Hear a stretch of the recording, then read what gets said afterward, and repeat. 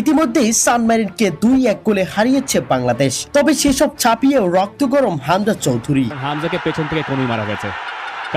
Match শেষ হওয়ার 2 minute আগেও যেন এক চুলও ছাড় দিতে রাজি নন বাংলার রয়্যাল বেঙ্গল টাইগার হামজা চৌধুরী। কি হয়েছিল তখন? কেনই বা এত রাগান্বিত ছিলেন হামজা চৌধুরী?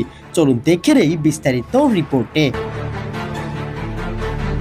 90 মিনিটের লড়াই শেষে স্কোরবোর্ড বলছে সান মেরিনো বাংলাদেশের কাছে হেরেছে 2-1 গোলের ব্যবধানে।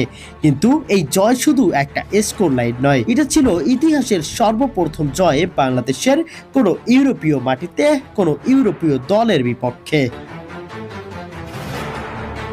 তবে মাঠ জুড়ে যখন উত্তেজনা চরমে, তখনই দেখা গেল সেই দৃশ্য। প্রতিপক্ষের সাথে বুক চিতিয়ে লড়াই করছেন হামজা। তিনি আর কেউ নন বাংলার বাঘ রয়্যাল বেঙ্গল টাইগার। তার চোখে ছিল আগুন, শরীরে ছিল জেদ। হার মানা যাবে না এক সেকেন্ড আগেও। যেন দেশকে জয় নিয়েই মাঠ ছাড়তে হবে হামজা সমিতদের। ম্যাচের শেষ মুহূর্তে যখন সান মেরিনো চাপ দিচ্ছিল, তখন ডিফেন্সে মিডফিল্ডে সবখানেই হামজার উপস্থিতি ছিল স্পষ্ট। প্রতিপক্ষের আক্রমণ থামাতে গিয়ে রীতিমতো সংঘর্ষেও জড়ান লিস্টার সিটির এই ফুটবলার, কিন্তু পিছু হটেননি 1 ইঞ্চিও। এ যেন রক্ত গরম সেই বাঙালি। এই তো সেই মানসিকতা, যেখানে শরীর ভাঙবে কিন্তু মন ভাঙবে না।